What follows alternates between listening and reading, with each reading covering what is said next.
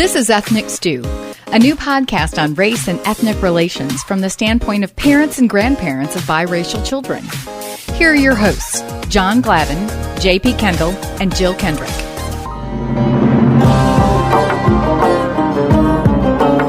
Yazd is a fascinating Iranian city, 300 miles south and east of the capital of Tehran, a UNESCO World Heritage Site known for its unique Persian architecture, time-honored confectionaries, and badgers, or wind towers, rising above thousands of adobe roofs dotting one of the oldest cities on Earth.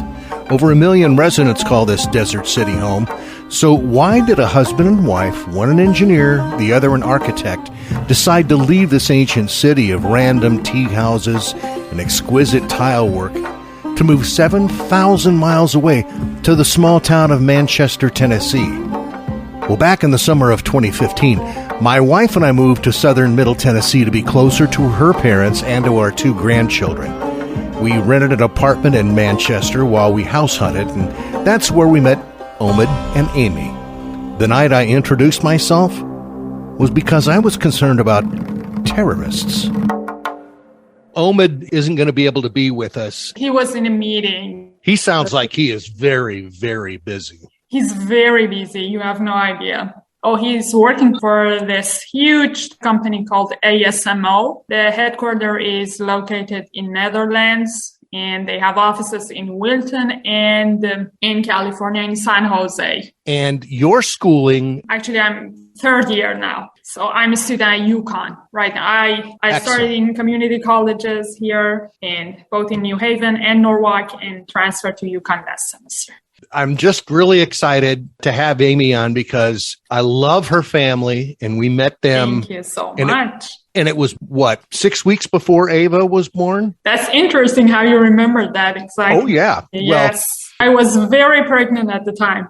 Very. And there's such a thing. And she was a walker. I noticed her because I would see this thing walking down. You can say it. You can say it. It's called the waddle. You can say it.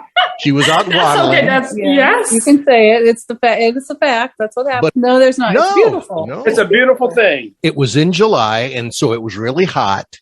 So on the decent days, she'd be out walking during the day. At night, she and Omid would be walking, and they were in an apartment above us. In the evenings, I would sit out on the little balcony. We were on the first floor, and they would walk by. And I remember the date. I don't. And it's a funky way because it was July 16th of 20. How do you remember that? Because that's when that terrorist shooting was in Chattanooga. Oh. This knucklehead from Kuwait of Palestinian, Jordanian parents with mental problems and drug and alcohol problems shot into 2 military recruitment offices in Chattanooga. Okay, I remember that now. Ended up killing 4 people. Yes, and I remember that. So I was sitting out, playing a game on my phone, and Amy and Omid walked up. I got up and I just said, hey, we haven't met, but I hope the stuff that happened in Chattanooga isn't reflecting poorly on you. And what I was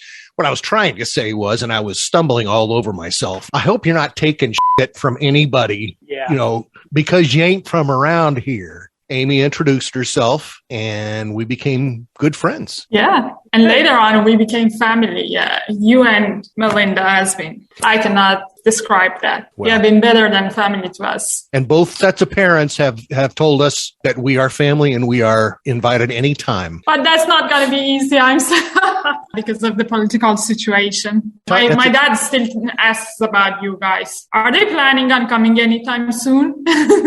It's a real tough time there. I mean, it seems like the economy is rough. It's not getting better. When was the last time you were back home? During summer. I stayed there for 8 weeks. Where's home? I'm from a city called Yazd, Y-A-Z-D, which is geographically located at the center of the country. Omid graduated from probably the best school in Iran.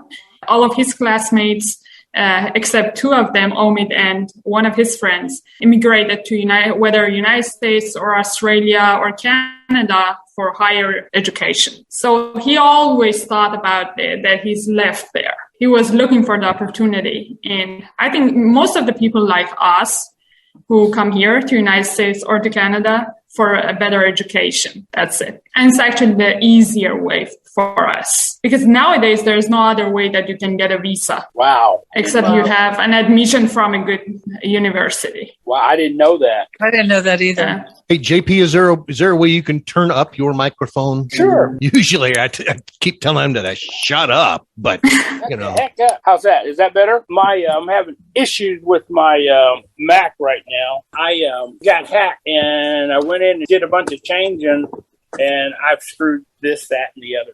With the climate, the way things are, I can't really say I understand it, but it's just a tragedy in this today in this society and all the advancements that we've made in things that our relations are like this. Even in this country, I mean, black people, cops are putting their knees on the back of our necks. The Asian people are being attacked. Jewish people are being attacked. I mean, it's really heart sickening some days that you sit and, you can go one or two ways. Either you can sink into the despair or you can do like what John did with you all, to reach out and try to make the world a better place. It doesn't take much just to be decent to somebody, I hope things work out well for you all in this country. Thank you so much. Amy, how long have you been here? How long have you guys been in the United States? It's been 7 years now. Has it been more, John? Yeah. No, it's been 7 years, I think. I don't know. When it's you probably live... been 7 years, 3 months, 14 days, and 22 hours. Well, when they lived above us, it seemed like forever. But you should have been living below us right now. Ava is going to gymnastics, and she's doing all these gymnastics moves all the time. And these ceilings are so thin. We can hear when people walk upstairs. Every step we can hear it. Imagine Ava doing gymnastics. Isn't that something when, the kids are that little? I mean, my son and his friends, they come over and you say, come here. And they walk, they're coming towards you and they'll do 3 cartwheels coming to you, they just do it so effortlessly. They go, what do you want? After they just walk around the house and doing handstands and flips and everything. And I'm like, my, you're making me tired just looking at you. Last century, I could do that too. The troubles that we go through because of the process of getting visa and not being able to. John knows partly what I went through myself, mostly because I was all alone and my mom couldn't come because she couldn't get the visa. I was really bad after. Yeah, I got a really bad postpartum depression. Yeah. Melinda ended up being a halfway decent surrogate mom for you. Exactly. But, at the beginning, just the feeling that I'm all alone.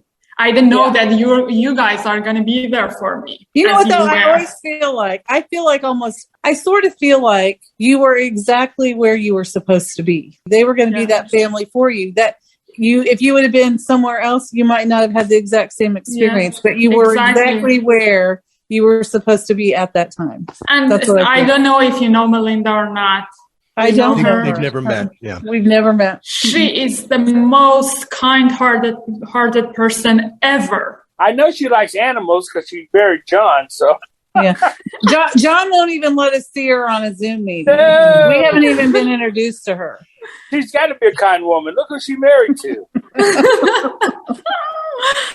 Did you have any idea of the bad feelings that some U.S. citizens had for Iranians? I had no idea. I didn't expect that. The image that you have from your people in your mind is obviously very different. Right. And I have never lived out of my country, so I didn't expect that. Where we lived together, we had neighbors who I would say hi to, and they wouldn't say hi back. Mercy. Oh, my goodness. That's horrible. I know my son, who's in the military, he's in the Air Force, and he said one of the places that he and his wife were treated so badly. Of course, his wife she's half Mexican and half Puerto Rican, and my son's biracial, and he almost has a Middle Eastern look to him because he wears his hair real short, and he's got a lighter complected person, but he's tan. You would think he's, like I said, a Middle Eastern person, but he said that when he was in Italy, it was the worst that they were ever treated by people Wow. outside. They would come up to them and greet them. And once they heard their American accent, he said that his wife and him had waiters just walk away. And they were like, hello, they totally ignored them. They would go to buy things to get them rung up. They wouldn't even take their money. Wow. And my eldest granddaughter was born in Italy. And I was really surprised. And he said, of course, it wasn't like that everywhere. And like it is here, it's not everywhere. A lot of. But I have friends who live in Netherlands, in Switzerland, everywhere in Europe, and they are open to some ideas like sexuality and stuff. Right. But when it comes to the racism, because there are not as many immigrants there as there are in the United States, they're not familiar with the idea, Iranian, as I know them, me, myself, before you move to the United States, everybody thinks that here is a euphoria. Right. This is the image that everybody has from the United States. Yeah. Okay. That's and really I cannot interesting to hear you say that, because it's so not for most people. Yeah. And, and the people here think that based on what they see on media, exactly. They think that everybody in the Middle East, especially in Iran, hate America. No. It's not the case at all. Okay. No. I myself, if I have a problem here, I cannot complain even to my own family. They would say, you're living in the United States. What are you talking about? A lot of people do not understand because my son was over in Iraq, and he said, Dad, it's not the people over there. That's what the media shows. And it's part of the American media's fault, too, because they help portray that image, because when they go and talk to the people, it's not like that at all. You mentioned the media. Think about American entertainment, how it has fostered, I'll just come out and say it, prejudices. Yeah. When was the last time on a TV show there was an Iranian who is a business person? Right. Or a lawyer. No, it's always somebody who is working for the Revolutionary Guard. Yeah. Yes. Or planting bombs and all that. A covert operation. Yeah. Right. Exactly. The funny thing is that when you look back at all the terrorist attacks that happened in the United States only, you cannot find one Iranian person. Right. You cannot. I did this. I'm not saying this out of blue. I did this. I did up. And I couldn't find it. It's because these stereotypes are made by media. And I don't blame people for it. Never. Last week, as I told you, my daughter goes to this gymnastics class, and she found a very good friend there. And her mom told me, okay, let's have a play date together. And I said, okay, yeah, of course, why not? And she didn't know where I am from. Okay. So it was 2 weeks ago. So we saw them last week, and we were talking about the play date that we are going to have. And I get to talking about my background. And she asked me where you're from. And I said, from Iran. And she said, oh, and that was it. She didn't say anything. And 5 minutes later, she told me about the play date. Let me text you about it. That breaks my heart. That breaks my heart. It doesn't break mine. Believe me, it does not break mine. Because I do not blame her. How many Iranian people does she know in her life? Right. Exactly. It just makes me sad that people she thinks, what happens in her mind. I know that. I know what happens. She thinks, what if 1 in a million, this person is going to be a danger to my family? Yeah, that's what she's taught. Yeah, that's what she's brainwashed. You Iranians are so clever and inscrutable. You know what? We're going to sneak this woman into a gymnastics class. And then we're going to, they even have their kids. They even have their kids doing this. Well, she's going to put bombs in the cupcakes or something. Well, I think it's great that you have that thought process, and that it doesn't shade how you feel about that person for being so transparent in her thought, If it was 5-6 years ago, I would be offended. I have had the chance to know 100 American people. Okay, so just one person is not gonna, change the image that I have in mind. Well, I've ran into the same thing. Matter of fact, I've ran into it several times with my son, JJ. Like I said, he almost looks like he might be Hispanic or, like I said, maybe Middle Eastern, very light complected. I've seen pictures of him, and I would have said Right. Mediterranean. Yeah, Because it could be Greek. Right, It exactly. could be, Jordanian. It could be Right. Libyan. It could be French or Spanish. Wouldn't it have been nice if we didn't have to use those Labels. labels? Yeah. Wouldn't it be Well, like nice if we didn't have to say, "Oh, Amy is so nice. My kids play with her. Oh, did you know she's Iranian?" Or, like with me, John and JP have heard some of the stories, but when I was first with my now ex-husband, I had people come up to me and say horrible things. I didn't know those people from anywhere. They don't know me from anywhere. And they made a judgment because I was sitting at a table having dinner. Right. And I was Right. big and pregnant. And a lady told me I was going to hell. Wow. For just on a visual, if you don't know me, you don't know that. Yeah. You don't know who I am. You don't know the kind of person. I might be your very best friend in the whole world. You didn't give me the opportunity because you judged me before you Based on just something that you think you know. And when you said that, have you guys watched Look Up or that movie? I did. Look That up. thing blows my mind. I've always known the media shades things, but the fact and I know the movie was a movie, but the fact that they so shaded the information and how the information could be blocked and you're not even getting anything true, I think you always know that it's manipulated. But watching that movie was incredible to me. I don't know what you're talking about. There's a movie that an asteroid's coming, and a person from like Michigan, University of Michigan, finds it. It's going to hit the Earth. And they go to talk to the president, and she's too busy to be bothered because she has another issue.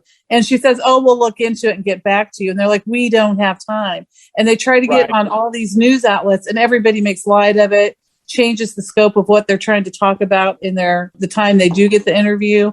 And they like mock them like it's a joke. "Oh, we hear about these all the time." And the news people really controlled the total narrative. Of course they did.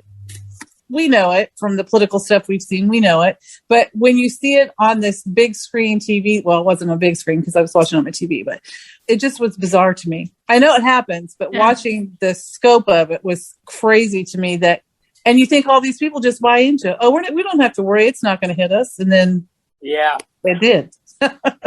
Well, and part of that is because media is profit driven and humans are short-sighted. Try and get somebody to think about something like global warming and the fact that you have to there are certain things that can be done now that you're not going to see a result for quite a while. I mean, people, they want their results right now. I was just going to go back to what I was saying earlier about the situation. I understand how she feels because it was like when my son was younger, his mom, of course, being white, people would see them and they would talk about the play date thing like that. And then I would walk up and it's like, "Who's this?" And JJ'd be crawling all over me, "Dad, Dad, Dad." And like you say, the play date would go away or the party. Well, we haven't decided what day we're going to have the party, which they told him was going to be Saturday. And within a matter of moments, they're not sure whether they're going to have it Saturday or not, that type of thing. You learn, but the way I look at it and the way I told Marta and the way I always raised JJ, it took you something like that. Hopefully you open your eyes and don't be mad at that person for showing you who they are. You just found out now as opposed to later. That person, if they're going to be that shallow, you just saved your possible heartache from later when you got to know them and be friends with them. If they're going to be like that, it just saved you time. Well, yeah, that's true. And the bizarre thing, the kids have no idea. No, right? I think Exactly. Thank God. The kids love everybody. That actually is the main thing that worries me, because I had my own identity when I came to this country. But my child is going to identify herself based on the feedbacks that she gets from society. My daily challenge with myself is that how can I protect my child? Or maybe I shouldn't, because she's a non-white child in this community. Yeah. She has to learn that at some I point. sort of have a feeling, Amy, that she's going to be just fine. I sort of do. I feel I don't know. I hope so. Talking to you through here, but I just as a parent, you know that you're worried about your child always. The time. Even now, and my kids are 32 and 30. Yeah, my kids are 32 and 30, and I worry. So I get it. But I feel like for my kids, I used to say, my kids would say they were brown, and that was just how they identified.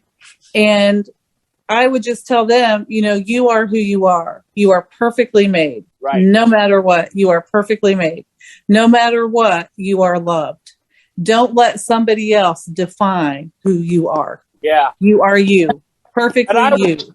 I always told my son, you were black, but you were chosen. And hopefully by you being part black and being part white, maybe you can help the world understand that people are good from both sides. You shouldn't fight because you're good from both sides. I said, you got the best of everything from both sides. So exactly.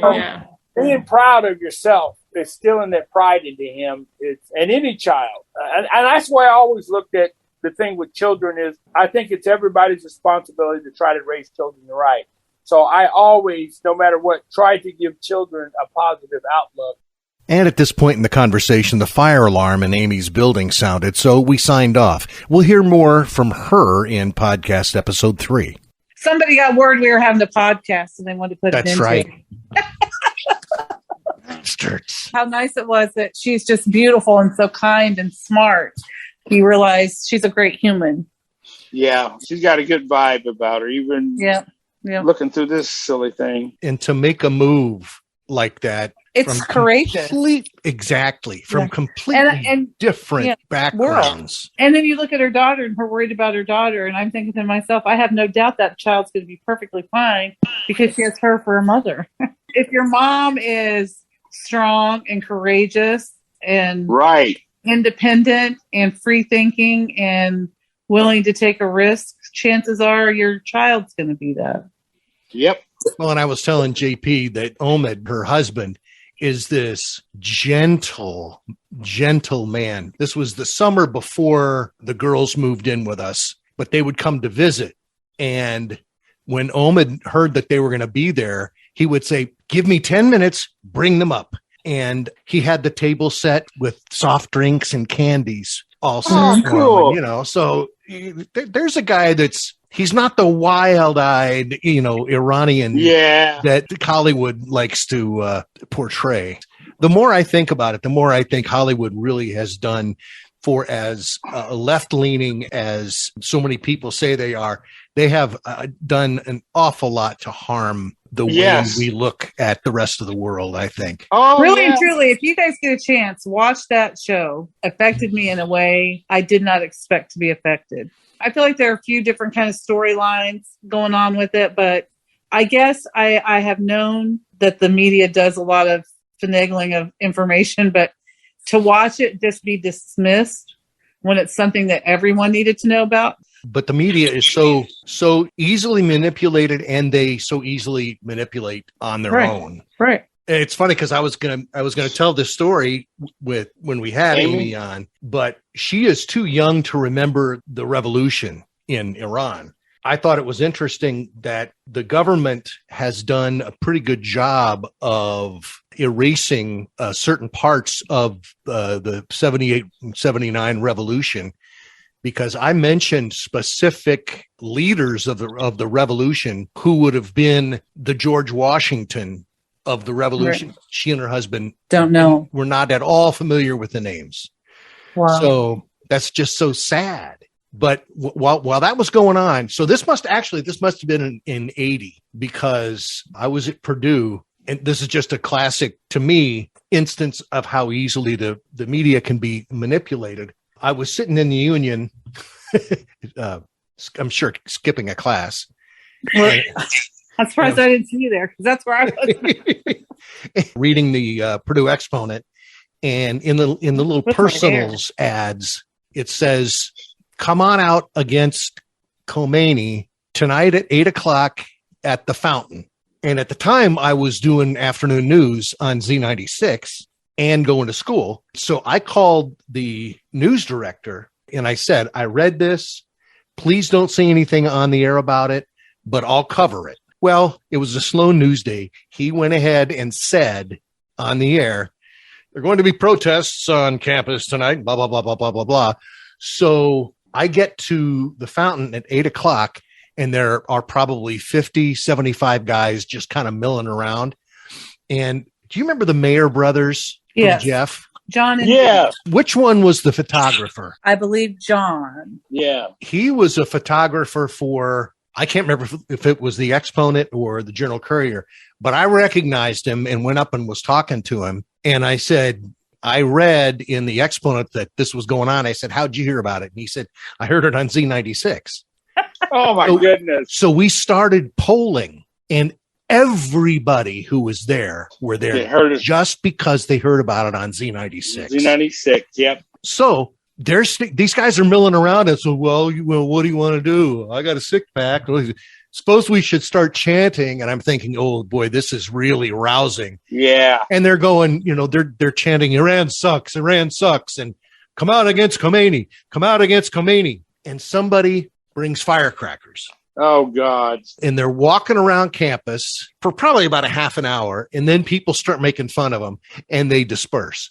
Well, that night I go back to the station and I've got the recordings of the chanting and the fireworks. So I set it up with the chanting behind me and me speaking loud about the protests. So the sound, it really sounded like it was huge. ABC Radio Network led with it all the next morning. I was on every ABC radio station in the United States.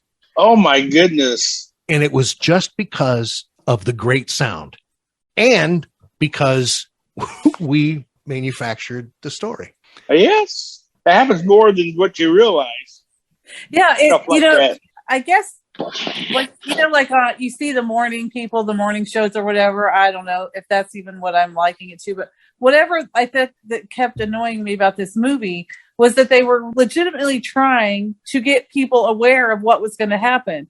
And at one point in time, there was a certain amount of time that they could have sent like the anti-asteroid rocket, but they ignored that because people never got the story. The newscasters thought it was like funny, haha. Oh yeah, these things come around all the time. They always say they're going to be dangerous, and then nothing happens. And they like miss they do all on these the storms. opportunities. Yeah, it's like you hear a lot of people say that. Well, I don't even watch the news anymore. It's not the news. It's whatever they want to publish or whatever. And to a certain degree, they're right. But it's just like, it's sort of like what Facebook is going through now, because I don't know why it's such a bad thing with Facebook, because the media has been doing the same thing that Facebook is doing forever. A lot of these people who have their images of other races and stuff, they don't know anything. It's what they show them on TV. That's where a lot of it comes from. Some of these rednecks, they can't even spell Iran. And they're out there, oh, they're going to blow us all up. Where did they get that image? Pick it up off of news clips and stuff like that. I'll never forget the Pee Wee Herman movie where there was something going on and he wanted the cops to come and this is going on and nothing. Then he goes, I think they're Iranians. And then they all, then it shows all this massive police force and SWAT and helicopters.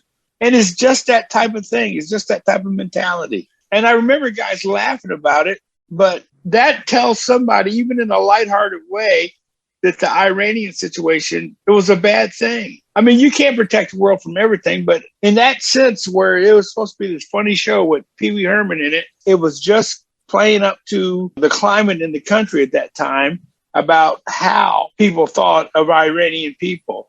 And, so then when black people talk about, the Aunt Mama pancakes and things like that, like a lot of white people don't understand why we don't want these images of us of always being subservient people. They don't understand that. Well, if that's the only image you project of us, that's how people are going to perceive us. I tell people all the time, you watch too much damn TV, it's just, it's not like that at all. Give me a break. At the very least, Pee Wee Herman was making a commentary on how easily swayed people are. Exactly. And how, exactly. How gullible we are. This This has been Ethnic Stew, a new podcast on race and ethnic relations from the standpoint of parents and grandparents of biracial children. Next time, John, JP, and Jill continue their talk with Amy from Iran. Like Ethnic Stew on Facebook. Check out our YouTube channel. Follow us on Instagram and Twitter. And coming soon on ethnicstew.com.